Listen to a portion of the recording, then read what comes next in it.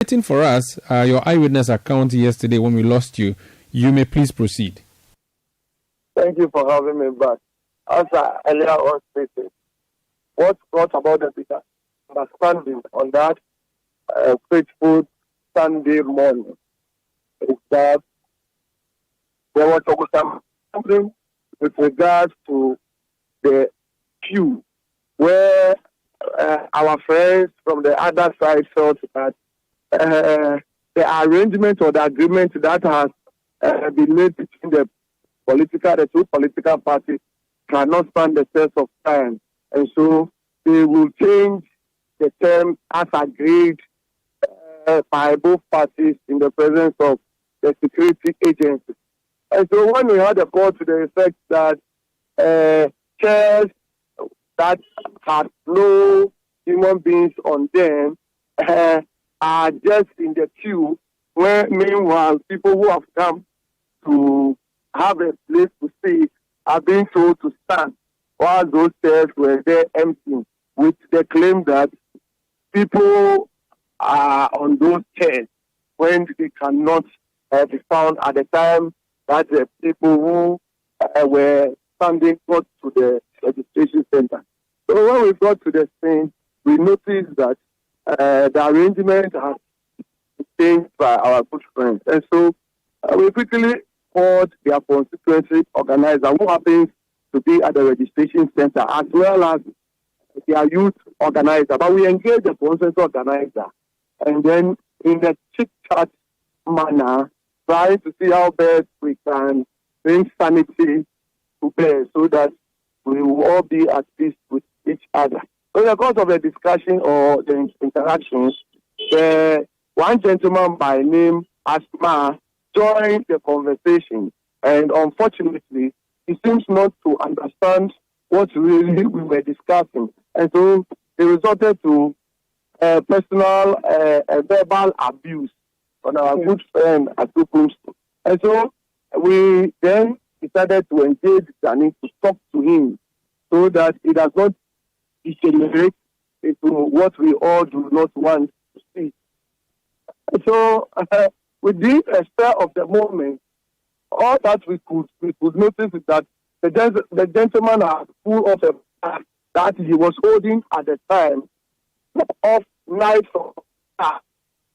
Quickly, one of the guys who... Hello, Michael, sorry, I'm losing you there. You said the gentleman pulled out what? He pulled out a knife from the bag. Which gentleman? Is this the asthma person who you are referring to? The asthma person, precisely, yes. Mm-hmm. Proceed. And he's the first person who stabbed Atukumsin. He pulled a knife from the bag.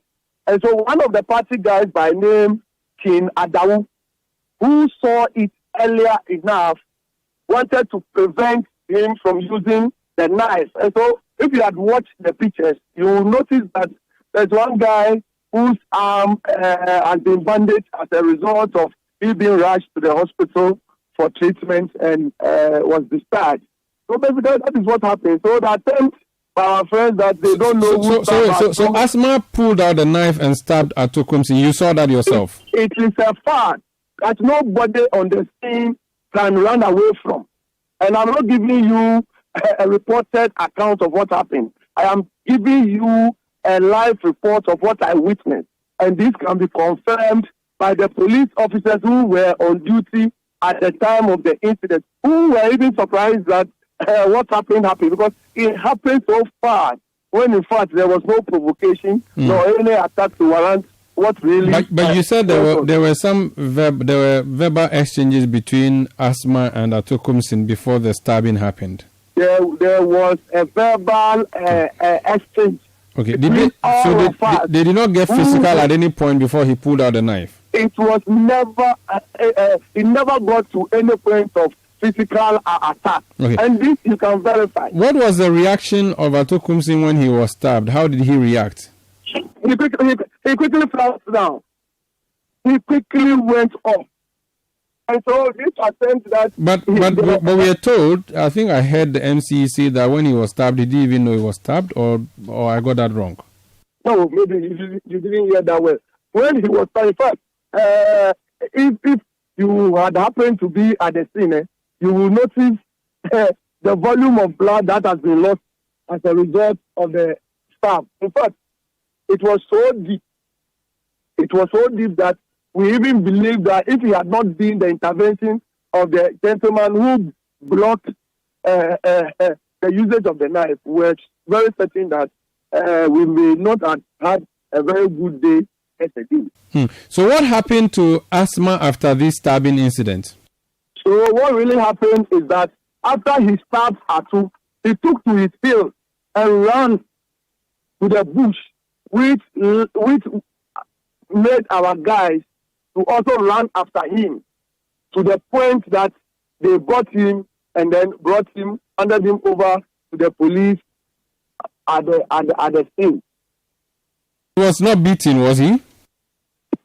What I can say is that once the guys got him, they applied some minimum force on him, and for that, I am certain that is what really happened. Okay, so when you say minimum force, the NDC said he was beaten to pulp. In fact, he said he was nearly lynched, and that you were the one who saved him. Can you confirm that?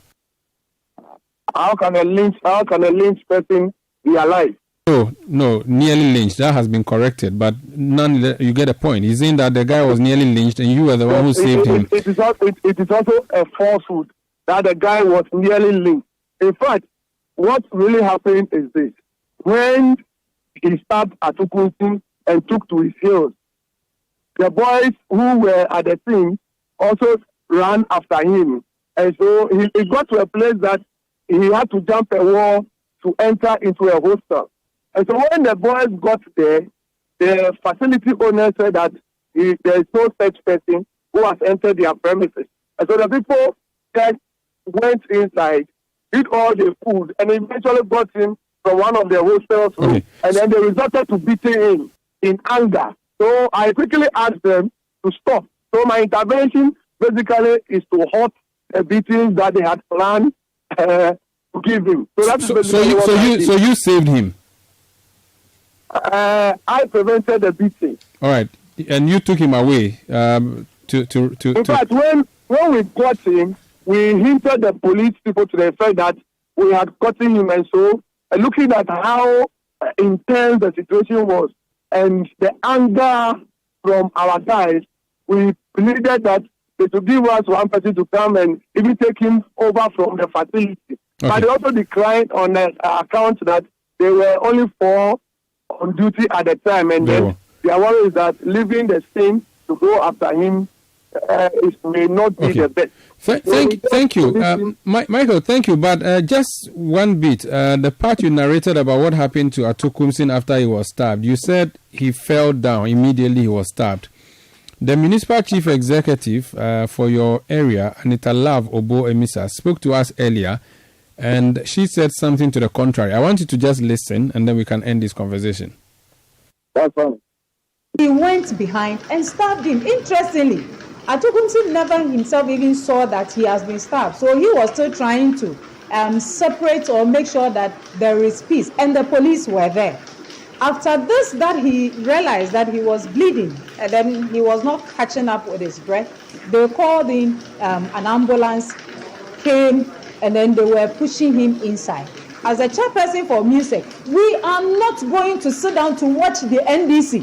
Awutu Senya is. So that's chairperson of music, that's Municipal Security Council and MCE for your area. What she has said here contradicts what you said. Which one should we believe? I am giving you a live account of what I witnessed.